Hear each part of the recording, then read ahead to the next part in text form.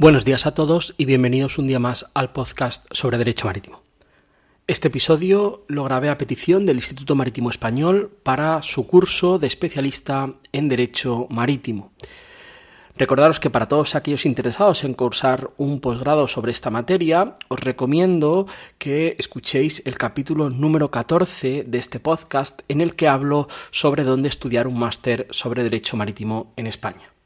Y ahora comenzamos. En este audio vamos a tratar el tema relativo a la diferencia entre transportista contractual y transportista ejecutor en el convenio sobre transporte marítimo de pasajeros. La regulación internacional o uniforme del contrato de transporte de pasajeros está contenida en el Convenio de Atenas relativo al transporte de pasajeros y sus equipajes por mar de 1974 y que ha sido modificado por el Protocolo de Londres de 2002. Este texto es conocido por sus siglas en inglés como PAL, de Passengers and Luggages, y contiene el régimen de derecho internacional uniforme regulador de la responsabilidad nacida por los daños producidos a los pasajeros o a sus equipajes. El convenio extiende la responsabilidad desde el embarque en el buque hasta el desembarque del pasajero. En él se consagra la responsabilidad solidaria entre el transportista contractual y el efectivo, denominado también transportista ejecutor por el propio convenio. Este texto internacional contempla un régimen de responsabilidad objetivo, o cuasi objetivo, podríamos decir, y limitado, así como la obligatoriedad de un seguro del transportista. Vamos a centrar este audio en los sujetos ya mencionados, el transportista contractual y el transportista ejecutor. Estos sujetos se definen por el texto internacional del siguiente modo. Transportista es toda persona que concierta un contrato de transporte, tanto si el transporte es efectuado por dicha persona como por un transportista ejecutor. Por su parte, transportista ejecutor es una persona distinta al transportista que, siendo el propietario, el fletador o la empresa explotadora del buque, efectúa, de hecho, la totalidad o parte del transporte. En inglés, los términos utilizados son los de carrier y performing carrier. Es común en el negocio marítimo del transporte, tanto de carga como de pasajeros, el recurso frecuente, a menudo por requisitos de flota, a la subcontratación y cadena de arrendamientos o fletamentos. Esto hace que a menudo existan diferencias y sobre todo diferentes sujetos de esa cadena a los que hay que definir según su función para tratar de encontrar cuál de ellos es el transportista, ya sea en su función de transportista contractual como de transportista ejecutor. La interpretación de estos términos y sus definiciones presentan, como ha puesto de relieve la doctrina académica, algunas dificultades interpretativas, no tanto por los términos transportista contractual y transportista efectivo, que ya aparecen en muchos otros convenios, sino por los sujetos cuyas definiciones asimilan. Así, para el transportista ejecutor se habla de propietario, fletador o empresa explotadora del buque. En sus términos en inglés serían owner, charterer or operator of the ship. Es evidente que todos ellos, de una u otra manera, explotan el buque. Sin embargo, solo uno de ellos efectúa de hecho la totalidad o parte del transporte.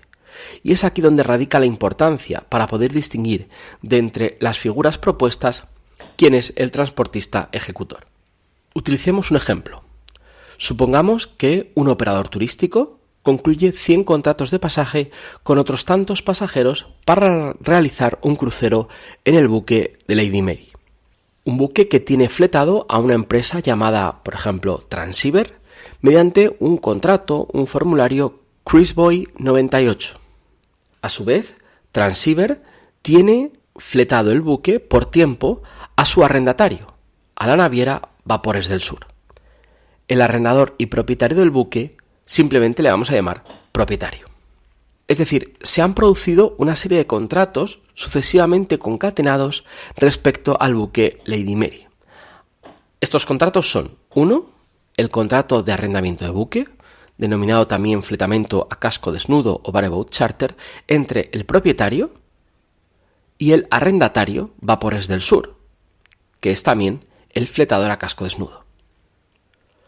El segundo contrato es el contrato de fletamiento por viaje entre Vapores del Sur, que es el fletante por tiempo, y Transiver, que es el fletador por tiempo. El tercer contrato es el contrato de fletamiento por viaje de crucero, en este caso entre Transiver, que ahora actúa como fletante por viaje, y el operador turístico, que es el fletador por viaje. Y por último tenemos los 100 contratos de pasaje concluidos por el operador turístico con los diferentes pasajeros o usuarios del servicio. Tenemos, por tanto, además de los 100 pasajeros que disfrutan del viaje, 4 nuevos operadores. Y todos ellos participan en esta operativa que estamos viendo. 1, el operador turístico. 2, Transiver. 3, Vapores del Sur. Y 4, el propietario del buque. Y ciertamente podría haber alguno más. La pregunta que se presenta como evidente, especialmente cuando hay un suceso que requiere determinar la responsabilidad por daños, es quién es el transportista contractual y quién es el transportista ejecutor a efectos de la aplicación del régimen de responsabilidad previsto en el convenio. Y otra pregunta que cabría hacerse, quizás de igual importancia y necesidad, es quién tiene la obligación de contratar el seguro o prestar garantía financiera que impone el convenio, ya que según el artículo 4 bis del propio convenio, esta obligación recae también en el transportista ejecutor.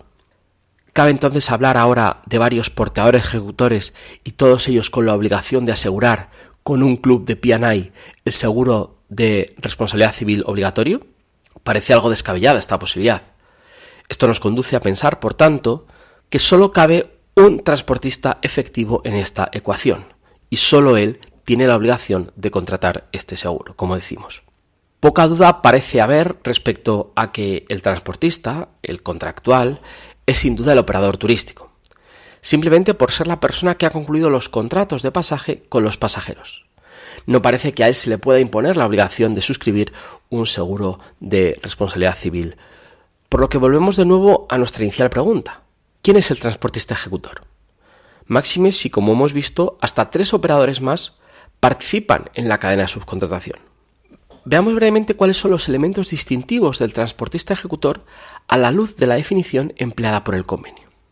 El primero, el más importante, es que éste tiene que efectuar, de hecho, todo o parte del transporte. El segundo es que es posible que el transportista ejecutor pueda ser al propio tiempo el transportista contractual. En tercer lugar, que cuando transportista contractual y ejecutor no sean el mismo, este último, el transportista efectivo, pueda disponer del buque en virtud de un título legítimo y con suficiente poder jurídico para hacerlo, bien como propietario, bien como fletador o explotador del buque. Y parece evidente que todas estas figuras tendrán ese poder jurídico.